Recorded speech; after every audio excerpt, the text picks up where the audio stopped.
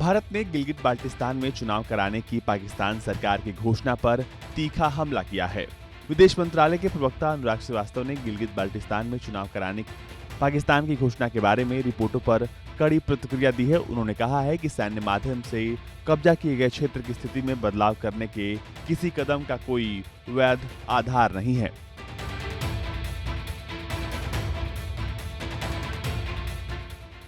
विदेश मंत्रालय के प्रवक्ता अनुराग श्रीवास्तव ने कहा कि सैन्य माध्यम से कब्जा किए गए क्षेत्र गिलगित बाल्टिस्तान की स्थिति में बदलाव के किसी कदम का कोई वैध आधार नहीं है और ये शुरुआत से ही अवैध है।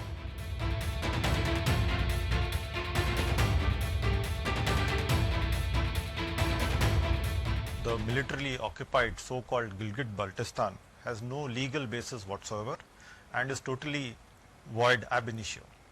Our position has always been clear and consistent. The entire territories of the Union Territory in Ladakh have been, are and would remain. दरअसल पाकिस्तान ने गिलगित बाल्टिस्तान में 15 नवंबर को विधानसभा असेंबली चुनाव कराने की घोषणा की है। इस मुद्दे पर पाकिस्तानी नेतृत्व के बयानों का जिक्र करते हुए उन्होंने कहा कि पाकिस्तान का भारत के आंतरिक मामलों में हस्तक्षेप करने का कोई अधिकार नहीं है। हमारा रुख स्पष्ट है, संपूर्ण जम्मू कश्मीर और लद्दाख भारत का अभिन्न हिस्सा है और हमेशा रहेगा। पाकिस्तान सरकार का दावा है कि इस चुनाव में 7 लाख लोग मतदान करेंगे और इसमें से 45% महिलाएं हैं। इससे पहले पाकिस्तान सरकार ने 17 सितंबर को गिलगित बाल्टिस्तान को प्रांत का दर्जा दिया था।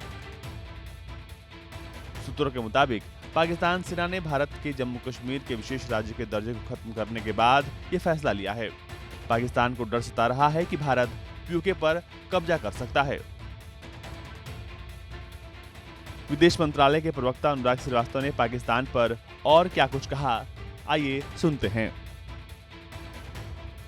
जी, पाकिस्तानी साइड को कुछ रिजर्वेशंस थी हमारे सीडीए डेजिग्नेट में और ये एडमिनिस्ट्रेटिव इशू है, हम इसको हैंडल कर रहे हैं। जाकिर नाइक के मामले में हम मलेशिया सरकार से संपर्क में हैं और उनके एक्सट्रेडिशन के लिए हम फॉलो अप कर रहे हैं।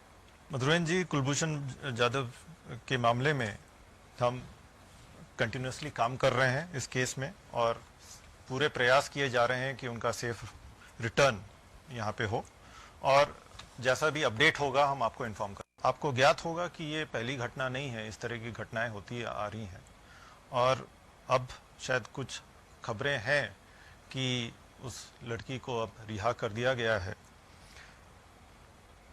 हमारी पाकिस्तान सरकार से हमने ये उनको कहा है कि उनको अल्पसंख्यकों की सुरक्षा के लिए हर तरह का जो भी जरूरी कदम है वो उठाना चाहिए और उनकी सुरक्षा जो है उसको सुनिश्चित करना चाहिए।